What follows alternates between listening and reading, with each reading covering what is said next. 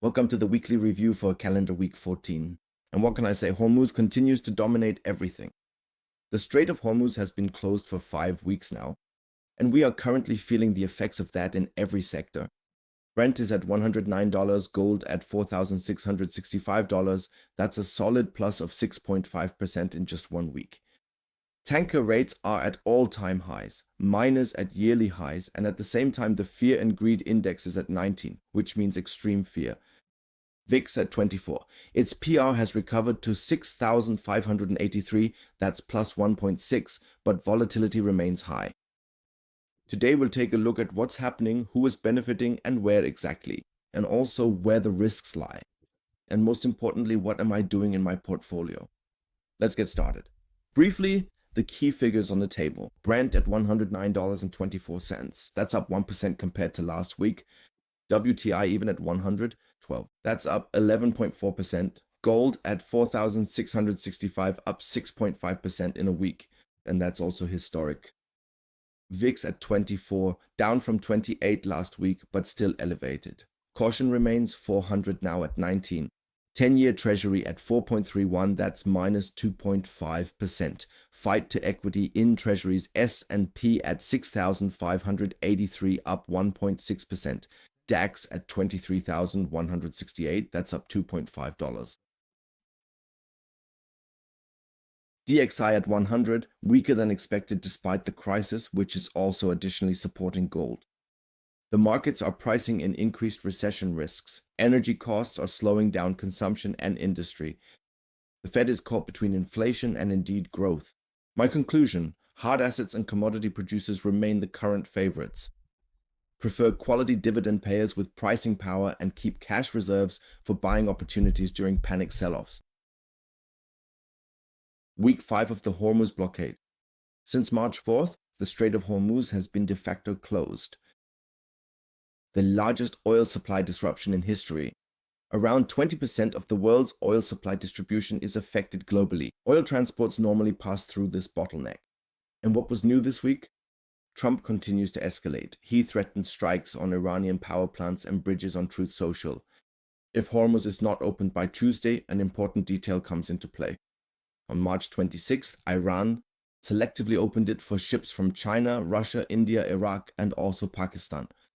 This means Hormuz is not closed to everyone. Rather, Iran is using the blockade as a geopolitical weapon. Allies are allowed through, but the West is not. And what does that mean in concrete terms? Tanker rates are at all-time highs. VLCCs are over $400,000 per day. 280 tankers are trapped in the Persian Gulf. 20,000 seafarers are stranded on the ships. The IMO is calling it a humanitarian crisis. Insurance premiums are skyrocketing. Europe is debating. Emergency energy tax measures, fertilizer prices are rising. Up to 30% of the world's fertilizers normally pass through Hormuz. And there are no strategic reserves for that, like there are for oil. My assessment, Trump is issuing selective threats to Iran, while France and South Korea are trying to mediate diplomatically. The situation is more tense than last week, not more relaxed. As long as Hormuz remains blocked for Western ships, oil will stay above $100. Gold above 4,500 and tanker rates at extreme levels, the new normal. Align your portfolio for a prolonged crisis, not for a quick resolution. Brent at 109, WTI at 112. And now comes the interesting part. The energy sector as a whole was down 3.7% this week. What happened here? It's simple. The US majors have pulled back. Exxon down 2.9, Chevron down 4.2, ConocoPhillips down 2. The market is pricing in that Trump is using the pause to de-escalate the situation. But now comes the twist. The European oil companies see things completely differently. Shell up 1%, Total Energies up 3.8, BP up 2.1, and Equinor up 1.5. Why? The European majors are benefiting from the rerouting of oil flows toward Europe. They are closer to alternative supply chains. My strategy here? European majors and Equinor remain more attractive at the moment than their US peers. A quick note on buybacks. Shell is enticing with $3.5 billion. 17th quarter in a row with over $3 billion. BP, on the other hand, has completely suspended its buyback program since February. Debt reduction is being prioritized after the disappointing Q4 figures. Total Energies is at the lower end of its guidance. Exxon is sticking to $20 billion per year. Now let's move on to gold and commodities. Gold up 6.5% in 1 week, $4,665. That's historic. Silver was up 8.1%. Copper up 4.2%. The combination of the Hormuz crisis, dollar weakness, and central bank purchases is pushing gold toward the 5,000 mark. And the miners are playing along with leverage. Newmont up 12% in 1 week. Rio Tinto up 10%. Vale up 8.3%. BHP up 6.9%. And Glencore up 5.9%. Barrick Gold up 4.3%. Newmont has just reported a record annual profit of $7.2 billion. A $6 billion buyback program has been launched. Barrick Gold has a new dividend policy, 50% of free cash flow as payout plus $1.5 billion for share buybacks. At these gold prices, margins are simply exploding as well. Copper up 4.2%, additionally benefiting from the defense cycle. My strategy: remain overweight in gold miners. Newmont and Barrick as core positions. Now let's move on to shipping. Shipping is the winner of the Houthi crisis. Full container charter rates over $400,000 per day as oil tankers transit through the Red Sea down 91%. 280 bulk carriers are trapped in the Gulf. Container rates Asia-USA up 29% since the start of the war, and the numbers: Frontline up 9%, Starbuck up 8.1%. Torm up 7%, Genco Shipping up 6.7%, Hafnia up 4.4%, Scorpio Tankers up 3.4%, Flex LNG up 0.9%, and Sim up 0.2%. But be careful, tanker rates are at peak cycle. In the event of a diplomatic solution, a sharp correction threatens. Even a tweet from Trump could turn things around.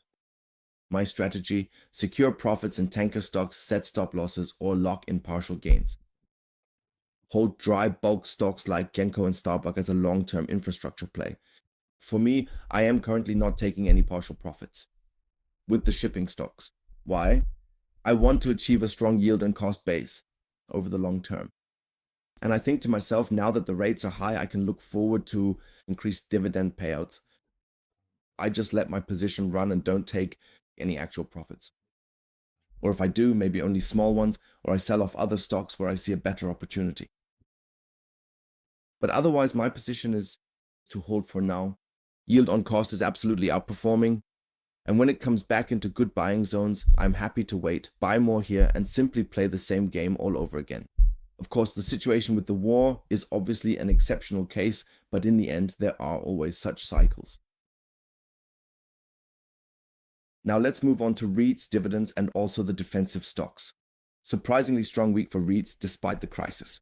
WP Carry up 5.3%, Hercules Capital up 6%, AGNC up 4.4%, and Realty Income up 3.7%. The reason? 10-year yields have fallen to 4.31%.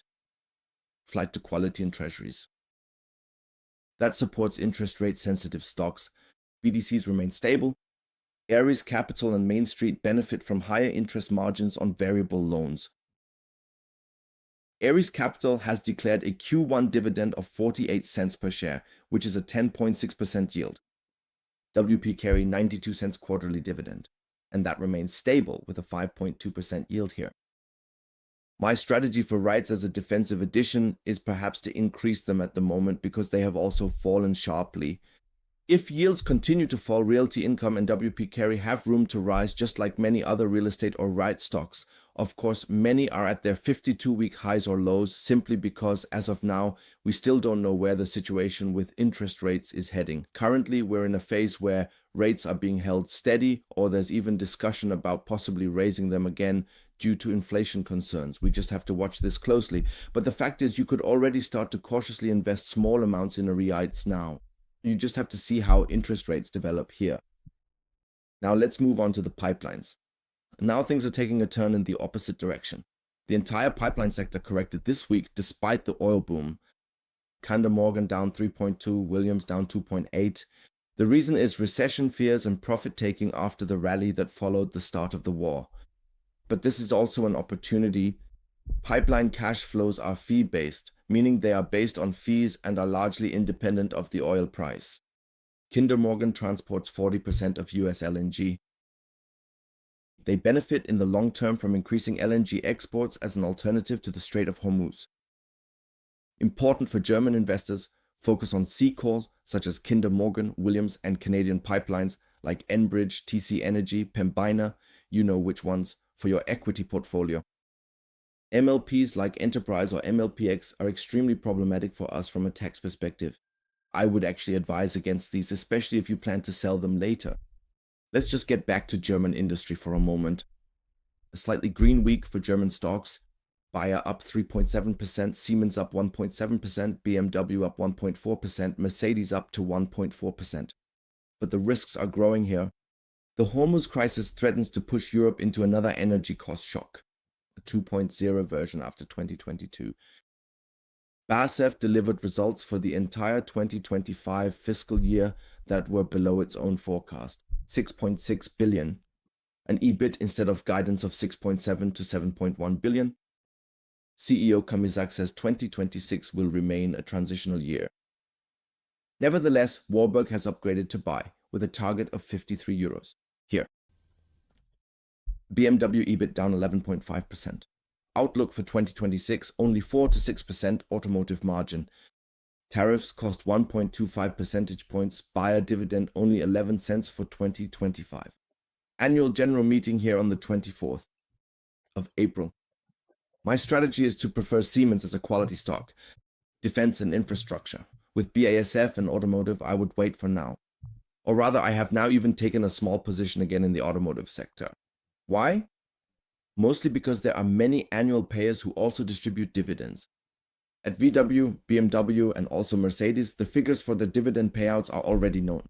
And that's why I also took a small position in this sector. But more on that in the portfolio update, which will probably follow tomorrow or the day after. China tech is suffering from the global risk-off, Alibaba in particular, minus 2.7%, JD.com minus 2.5%. The Hormuz crisis is also increasing energy costs for China, the world's largest oil importer. Alibaba is investing more than $52 billion over 3 years in cloud and AI infrastructure. The largest private computing project in the world. Tencent continues to buy back shares. Analyst consensus for 2026 has been raised by 13.6%. But for JD.com, profits for the full year 2025 have dropped by over 50%. An aggressive market. The battle for market share is eating into profitability. Currently, China tech remains a value bet with high geopolitical risk. Only with a small position size and a lot of patience, as I have reported before, is it currently very difficult because of the complete escalation. You really have to know exactly how to ultimately invest and diversify your money here. Let's move on to sector rotation and portfolio highlights. Briefly, let's put sector rotation on the table. I'll quickly switch over here again so we can see the whole thing more clearly. XLE is up 33.4% over 3 months. And that's clearly a gain. Materials are up 11.7%, utilities at 9.3%, and staples up 6%. Industrials at plus 5.9%, and the S&P overall is down 3.6% over 3 months. Portfolio highlights. This week, Newmont is up 12%, Rio Tinto up 10%, Frontline up to 9%. And Well is at 8.3%. The HDC is currently playing out completely, commodities and producers are performing well. While the broader market is simply struggling here, let's move on to the outlook for the calendar week. 15. 5 things that will be important next week. First, the Trump ultimatum. He is threatening strikes on Tuesday if Hormuz is not opened. This could escalate or it could just be a bluff. Brent could go above $120 here in the event of an escalation. Second, US CPI data on Friday the 10th, April. March inflation will show how much the oil price shock has already taken effect. Higher Brent means the Fed can't cut rates, bad for growth.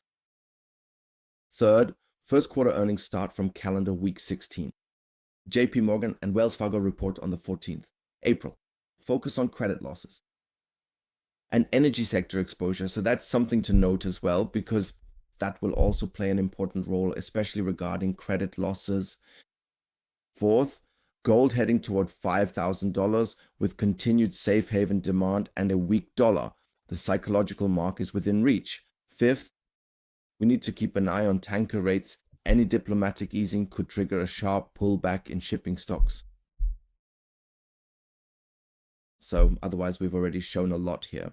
Marco, I had already shown that before as well. We can take another quick look, maybe just briefly check out HART. Right, that was shipping. We've already discussed all of that. We also showed energy and all those stocks. As for agriculture, I really went into that. But you can see that wheat has gone up as well as corn and also soybeans.